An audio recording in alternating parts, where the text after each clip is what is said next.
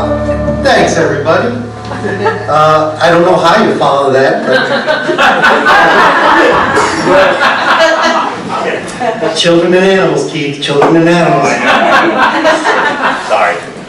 I'm going to talk to you ever so briefly about big changes. But when I became a man, I put away childish things. Corinthians 13:11. I've never read the Bible. Perhaps because of my reluctance to part with childish things. I stand before you a man closer to 50 than to 40. But I've been granted this extended puppyhood by society. Superhero movies and TV shows about magic ice dragons are perhaps the last vestiges of monocultural entertainment. Video games regularly proffer anti-Nazi sentiments with more conviction than the White House does. There's a choose-your-own-adventure available on Netflix.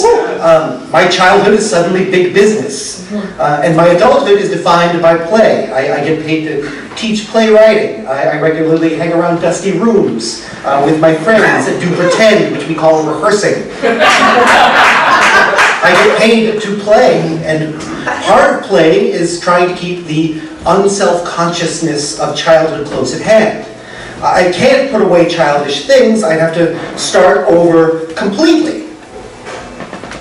But what about Kevin McHale, you ask? You're right, we have to talk about Kevin McHale. Here are some facts. Kevin McHale was a great basketball player. 13 seasons, all with the Boston Celtics. 7-time All-Star, elected to the Basketball Hall of Fame, named one of the 50 greatest players in NBA history.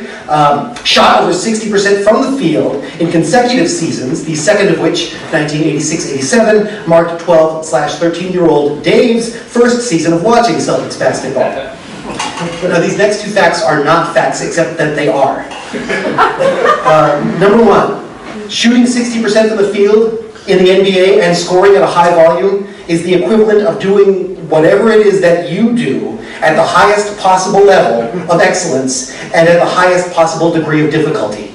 Like if you're if you're a doctor, imagine fixing a heart and doing it like almost every single time. And you're fixing that heart as Bill Laimbeer keeps stepping on your foot and elbowing you in the throat. Researching Kevin McHale's stats makes my cells vibrate with quantum excitement reminiscent of first kisses. Number two, I followed the 1987 Celtics with a passion that I might be tempted to call religious, except I was starting to understand in the midst of my preparation for my bar mitzvah that religion is, in fact, bullshit. Because if it wasn't, then why was Hebrew school so uniformly unpleasant? If God existed or cared, then why was my education in service to His chosen people? Why did it feel like an extension of shitty middle school? There was no exult or rapture to be found there. The only exult or rapture could be found on Channel 56, WLVI out of Boston, which carried all of the Celtics road games. I found myself night after night in exotic cities, Atlanta, Chicago, Sacramento. And I was mesmerized by the vibrant colors, the relentless motion, and the 6'10" power forward in the emerald green number 32 jersey, calling for the ball on the low block and scoring with a baffling and seemingly unending variety of moves, all honed in the service of making this man, gangly and freakish by normal ideas about bodily proportions, look like a goddamn Baryshnikov. Home games were carried on cable, which we didn't have yet, so I listened to the radio, where announcer Johnny Most, his voice ravaged in equal measures by cigarettes and railing against perceived injustices, described Kevin McHale's game with a similarly unending variety of phrases. It was the up and under, and the scoop, and the dipsy-doo. This was synagogue. These were mysteries worth unraveling. Here was rapture and exaltation. Facts. I had for many years no fewer than 5 full-size posters of Kevin McHale on the walls of my childhood bedroom. He retired in 1993. The posters stayed up. I carried his basketball card in my wallet. I wore a t-shirt bearing his likeness to a national memorial. The Celtics won the championship in 2008 after Kevin McHale, now the general manager of the Minnesota Timberwolves, traded their best player, Kevin Garnett, to Boston. And finally, in 2018, Kevin Edward McHale attended a rally for President Donald Trump in Duluth, Minnesota. I should say that that last fact hasn't been definitively confirmed. Kevin McHale hasn't commented on it, but there is a photo from the rally which seems to feature a person that I feel uniquely qualified to identify. There are other bits of corroborating evidence, not the least of which is his wife's Twitter account, which I cannot urge you strongly enough not to follow. I feel confident in saying this. Kevin McHale attended and, in fact, appeared to be smiling during a Trump rally. This is the cost of growing up, I guess. Life is confusing and often unpleasant, and maybe that's the lesson. And I'm sure you've all had similar experiences with Michael Jackson, or Kevin Spacey, or Paula Deen. The only difference is this experience is mine, and I'm the most important person I know.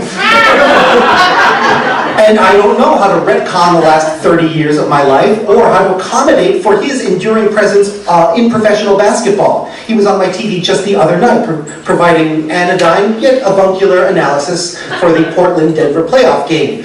Go Blazers. Thank you. Portland is here. Kevin McHale's on-air persona seems to reflect the general opinion about him, that he's a warm, chatty, generally decent guy. How does that guy smile his way through a Trump rally? How does a guy who is, again, by all accounts, a good dad, stand grinning while children are locked in cages? December 14th, 2012. My daughter is 2 and will not start school for several years. I'm home with her, making her breakfast and listening to NPR when I hear about a shooting at an elementary school in Connecticut. I do not know how to explain this to my daughter, so I turn off the radio. That night, after putting her to bed, I turn to basketball. The Celtics are playing the Houston Rockets, coached by Kevin McHale. Whatever balm I feel by seeing my favorite player is leavened by the awareness that he has only weeks earlier lost his adult daughter to lupus. The Celtics win, but I don't really notice. All I can think about are those kids and his kid and my kid, and the game barely registers in my periphery. I do remember what happened after, however. Kevin Garnett traded 4 years earlier by McHale to Boston. He embraces his former GM and coach in front of the Rockets bench. And it's a striking image. These two impossibly tall, long-limbed men, one younger and black and sweaty and wearing a green warm-up with a towel around his neck, and the other's older and white and wearing a gray suit with no tie. And Garnett is holding onto McHale, his hand behind his head, as you might hold an infant. They stand together for a surprisingly long time, and you can see McHale getting emotional as Garnett embraces him deeply, literally lending him support and holding up his friend through unspeakable loss. And having spent the day avoiding television, ostensibly for my daughter's sake, but maybe more for my own, this image of two men locked in mourning, that was the moment I broke. I wept. How does that man, touched by kindness and love and loss, how does that guy grin through a Trump rally? And what right do I have to expect anything different?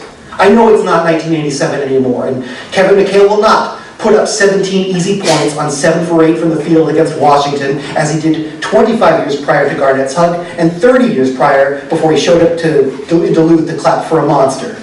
I know that the world is darker and scarier than it felt then. No one shoots over 60% from the field for a season. No one scores in volume in the low post anymore. It's an outside-in game now. But there are some essential principles, like you got to stop the ball when you get back on defense on the fast break, and a pass is faster than a dribble, and you don't put kids in cages, and you don't grab them by the pussy, and you say Nazis are bad, and you treat people with dignity, and in return the game gives you something back. Like the guy you traded holds you close at midcourt and tells you he loves you when you need it. And fuck, it seems like that's the only way we're going to get through this stupid life. And haven't we lost enough already? So I purged the t-shirts and the jerseys. The posters are down. I disavow publicly. Perhaps that's as it should be, and yet I can't throw it all away. And maybe that's what growing up is. Big changes are thrust upon us, and all I can do, all any of us can do, is try to meet those changes with open hearts and try to hold each other up when we need it. And we all need it nowadays. Our lives are fleeting and uncertain. Bill Lambier waits around in every corner to elbow us in the kidneys. All we have is each other. So I don't put away all my childish things, just the ones that get in the way of sharing the court with you. Thank you.